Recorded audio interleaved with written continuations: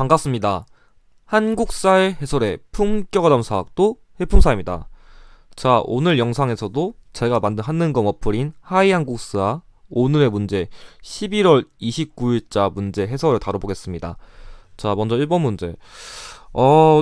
확실히 오답률이 높은 문제들 위주로 가져오다 보니까 이번에도 지역사 문제가 나왔는데, 이번 지역사 유형은 지금까지 나왔던 지역사 유형 중에서도 제일 어려워요.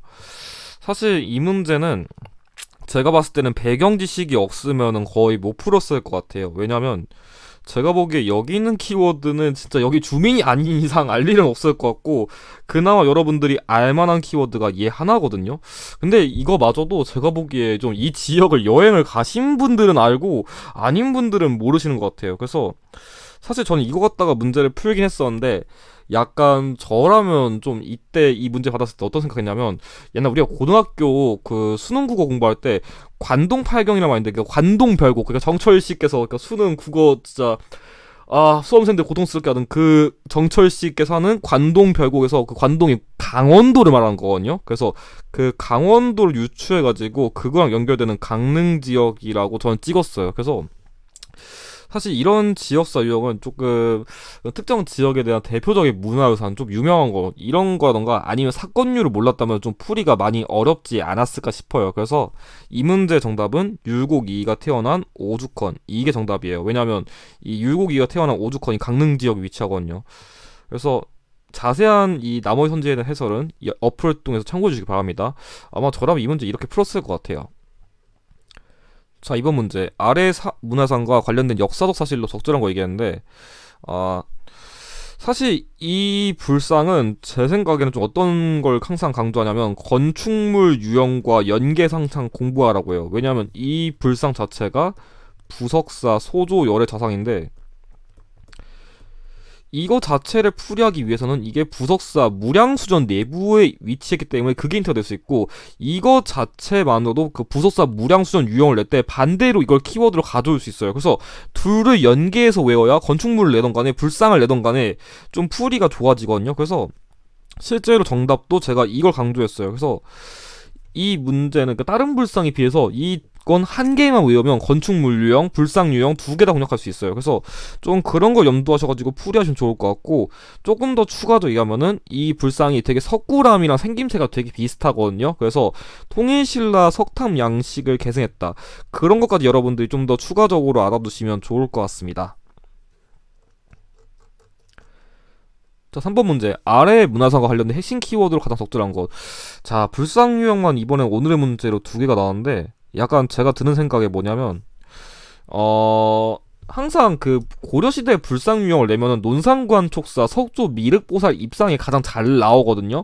근데 파주용밀이 마의 이불 입상이라던가 안동 이천동 마의 열의 입상이 나오면 좀 잘 틀려요. 상대적으로 안 나오기도 하고, 그냥 다 큰 불상 아니에요? 그냥 다 해창 아니에요? 이러니까 다들 푸는 거에서 좀 많이 혼동하거든요.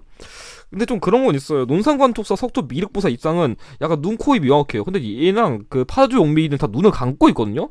그것만 여러분들이 잘 구별하시고, 혼자 있냐, 둘이 있냐, 커플이냐, 솔로냐, 그것만 기억하면 사실 다 구별할 수 있는데, 야, 눈을 떴냐, 오케이 자르고, 안 떴다, 얘 솔로야, 커플이야, 이것만 아시면 사실 구별 다 할 수 있는 게 고려시대 불상 유형이에요. 그래서 그걸로 조금 이미지 여러분들이 기억하시면 좋을 것 같고, 제가 이 문제를 만들 때 의도한 거는, 일단 김대성이 창건한 거는 불국사 아니면 석굴암이에요. 그럼 일단 얘는 일단 고려시대가 아니니까 자르고, 설사 이 불상이 헷갈렸더라도 일단 얘는 시기로 잘라. 근데 이 두 개는 논산관 촉사, 석조 미륵보살 입상 그거예요. 그래서 일부러 이 문제는 좀 어떤 의도를 했냐면, 이 제비원 미륵이란 키워드를 거의 모를 거예요. 왜냐면 그 논산과 촉사 석조 이 어쩌고저쩌고는 은진미륵이라는 별명이 있는데, 왜냐면 그 은진면이 있어가지고 그런 거고, 얘는 진짜 말 그대로 제비원 근처에 있어가지고 그런 거예요. 그러니까 지명을 따가지고 약간 땡땡땡 미륵 이렇게 별명을 붙인 거거든요. 그걸 의도하고 만든 문제인데, 사실 그런 것까지 모르더라도 여러분들이 만약에 이 불상이 앞으로 진짜 단독 문제 나온다면 이런 키워드가 나올 수도 있긴 하지만, 그 이전에 이런 식으로 선지가 겹치는 거 잘라가지고 최대한 여러분들 정답률을 높이는 전략도 필요해요. 그래서 약간 좀 그런 출제 의도를 담아서 만든 문제라는 것을 여러분들이 좀 알아두시면 좋을 것 같아요. 자, 4번. 자, 이 문제 좀 많이 어려워요. 이 문제는 제가 포인트를 헌법용 자체 여러분들이 많이 어려워하거든요. 근데 헌법은 다른 거 다 필요 없고 여러분들이 필요한 부분만 읽으면 돼요. 뭐냐면 일단 여기 가에서 읽을 거는 국민의 직접 선거 그리고 민의원과 참의원인데 사실 여기서는 이게 중요하지 않거든요. 왜냐면 이 대통령 직선제는 대통령에게 유리해요. 왜냐면 국민들이 뽑아주니까 국회의원들 마음에는 이 대통령 뽑히는 게 마음에 안 들어. 근데 국민들이 뽑아주는 거니까 견제를 못해요. 대신 국회에다 이렇게 민의원 참의원 나누는 거는 국회 자체에다가 뭔가 좀 그만큼 권력을 분산시켜가지고 더 의회의 역할을 강화시키는 거거든요. 그러니까 얘는 대통령에게 유리해. 이거는 그 국회의원에 유리해. 그래서 이런 식으로 각자에게 유리한 헌법의 성격을 하나씩 뽑아가지고 발췌 개헌을 하는 거거든요. 그래서 그게 포인트였어요. 대통령 직선제랑 이 미니언 참여연 거. 그러니까 사실 이거 나오면 3차 개헌인데 이게 있는 게 중요해요. 왜냐면 3차 개헌 때는 간선제였었거든요. 국회의원들이 뽑아요. 그리고 여기 대통령, 부통령 이런 거 갖다 주목하셔야 되고 나는 다른 거 볼 필요 없어요. 여기 부칙. 이 헌법 공포 당시 대통령에 대해서는 1항의 단서 적용하지 않는다. 뭐냐면 1차 중임에 대한 적용. 그러니까 여기서 제안하는 내용은 중임이야. 중임. 한 번밖에 대통령을 못해. 근데 이 부칙을 한 개 붙임으로써 이 특정 대통령에 대한 중임 제안을 철폐했다. 그걸 가지고 4.4.5의 개헌인 걸 알 수 있는 거예요.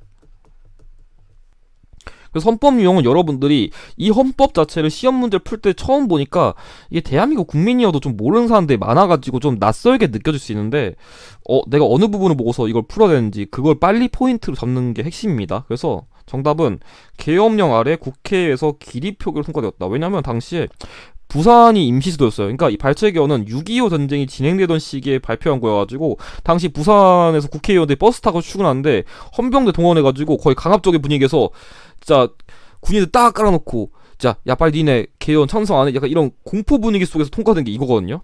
그래서 좀 어떻게 보면 첫 번째 개헌부터 조금 안 좋은 역사도 사실 있었다. 좀 그런 점에서 이 키워드가 정답이에요. 나머지 선제 같은 경우에는 조금 해설을 보시고 여러분들이 헌법 유형에 관심 있다면 조금 그 제 기출 어플 해설 참고해가지고 각 헌법마다 어떤 키워드가 중요한지 그런 거 좀 기억해주세요. 자, 마지막 문제. 가 인물의 활동을 고른 것. 자, 이 문제 인물 유형 중에선 거의 최상급 난이도거든요.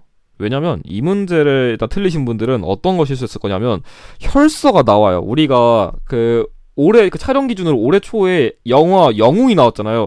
영웅에서 딱 안중근님이 딱 손가락에 단지동에 탁 하고 그래서 진짜 피 흘리면서 더더더더더덜 떠는데 그 혈서 이러시는 거예요. 근데 아니에요. 왜냐면 이 문제에서 여러분들이 좀 중요하게 보셨어야 하는 거는 자, 이 문제가 안중근이었다면 조선 총독이 아니라 통감 이토 히로부미가 나왔어야 돼요. 이거 자체로부터 여러분들이 2번을 골랐으면 안 되는 겁니다. 이게 중요했어요. 그러니까 일단 총독 암살이니까 문제에 제시된 인물은 첫 번째 일제감정기시기 인물이야. 두 번째 사실 이 키워드는 진짜 고난도 키워드인데 만주국 주재 일본에서 암살이라는 말이 있어요. 제가 아주 간단하게 요약하면은 만주국이란 거는 1931년에 일본이 만주 사변 일으켜가지고 중국의 만주 지역을 점령한 다음에 세운 일종의 괴뢰국이거든요. 그러니까 어디 지역을 먹은 다음에 지네들에게 통치를 한 거예요. 그러니까 이 인물은 최소한의 이 만주 사변이 일어난 이후인 30년대까지 활동했다는 것을 여러분들이 포인트로 잡았어야 되는데 실제로 나머지 선지를 보면은 지금 정답 선지를 제외하고는 사실 그러니까 어떤 인물 언제까지 살았는지 모를 수는 있지만 32년까지 산 인물이 단 한 명도 없어요. 이 중에서는. 그래서 여러분들이 약간 눈치를 챘을 거라면 약간 이 인물은 일제감정기 시기에 살았고 조금 의열 활동했었다. 그걸 갖다 포인트를 잡는 게 포인트였어요. 남자연 선생님인데 약간 지금까지 안 나온 다른 인물이란 걸 유추해가지고 4번을 찍는 수밖에 없었어요. 근데 2번을 낚였다면 여러분들이 이런 키워드를 놓쳤었다. 그런 점을 좀 주의점을 가져가셨으면 좋지 않았을까 싶습니다. 자, 그럼 이것으로 오늘의 문제에 대한 해설을 마치겠습니다. 영상의 내용이 도움이 되셨다면 좋아요와 구독을 부탁드립니다. 감사합니다.